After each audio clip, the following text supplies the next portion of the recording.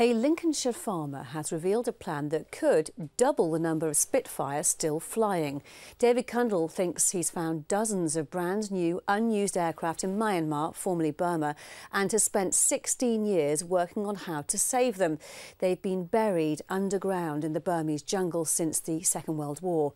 Today at the Imperial War Museum, he revealed more about the search for the aircraft. I'll be talking to him in just a moment after this report from Will Inglis. The Spitfire has come to symbolise so much, and decades after its role in the Battle of Britain, it continues to capture the imagination. Time was the Spitfire reigned supreme in the skies over London, but nowadays you're much more likely to see one in a museum, which is why this was a fitting backdrop for today's announcement of a plan to finally unearth 36 brand new, boxed, unused Spitfires that have lain in a hole in the ground in Burma since the 1940s. They are buried at about 8, 9, 10 metres, so there's no oxygen down there, so we don't think they've corroded. And one opinion was from a professor from Manchester University saying it's like opening a can of beans 67 years old. It's not going to be at its best, but if you're hungry, you'll eat it. Britain shipped large numbers of Spitfires to the Far East in 1945, but the war came to an end before many could even be unpacked. And with Britain's hold on Burma looking weak, the would-be rescuers believed there was an effort to stop them falling into the wrong hands, so they were buried, unused, in their original shipping containers. The claim that they could be intact has attracted huge media attention and big money backing. If you think about this, it's probably one of the last greatest adventures we're looking at. That sounds like Indiana Jones to me. So if this quest is fruitful, we hope that, well, why not? We can see a squadron of Spitfires flying over London one more time. Getting permission to dig in Burma has been no mean feat, helped no doubt by the Prime Minister's recent visit. But surveys do seem to suggest there's something buried on part of a former British airfield. The data themselves aren't enough to say this is Spitfires, but certainly they're indicative of there being buried metal at the site. When you add to that the eyewitness reports, all of David's documentary evidence, it suddenly starts to condense into quite an interesting and favourable story, and it does suggest that it's worthy of further excavation. The Spitfires, if there are any, were buried beside this runway, so deep they're below the water table in monsoon season. That means that anything there may well have suffered from the passage of decades since the end of World War II. Will Inglis, Forces News, London.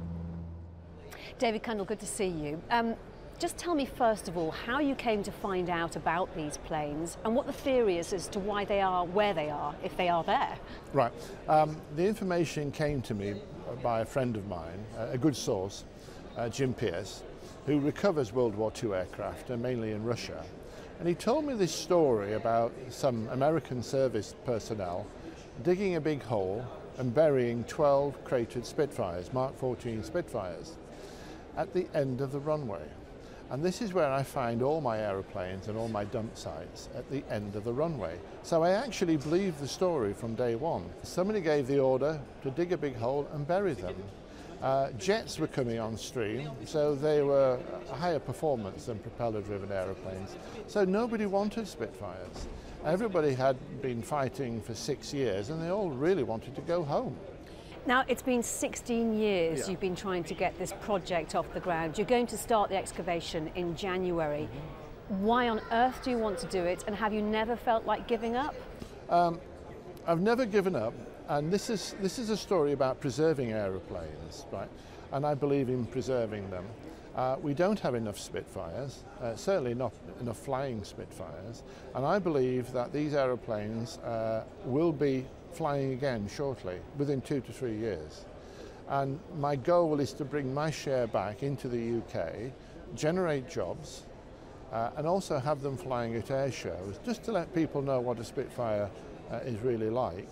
And the Spitfire was really made for a tool of war.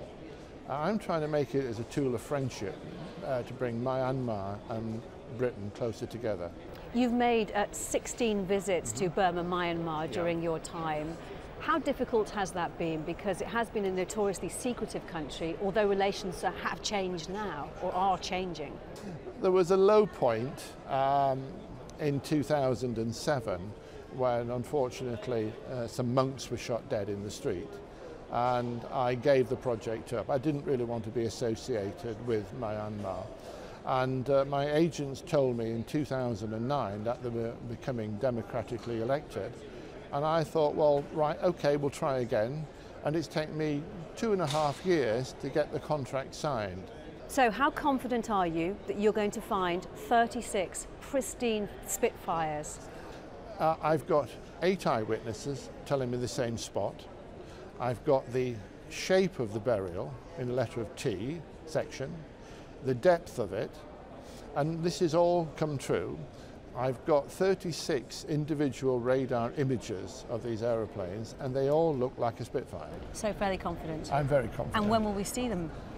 You can see them in the middle of January, at least one of them, and they're coming back to the UK to be restored, hopefully around this part of the world, and you'll see them flying at air shows all over the world, I might add. We'll hold you to that. Thank you for your time, and all the best. Pleasure. David Kendall speaking to me earlier today.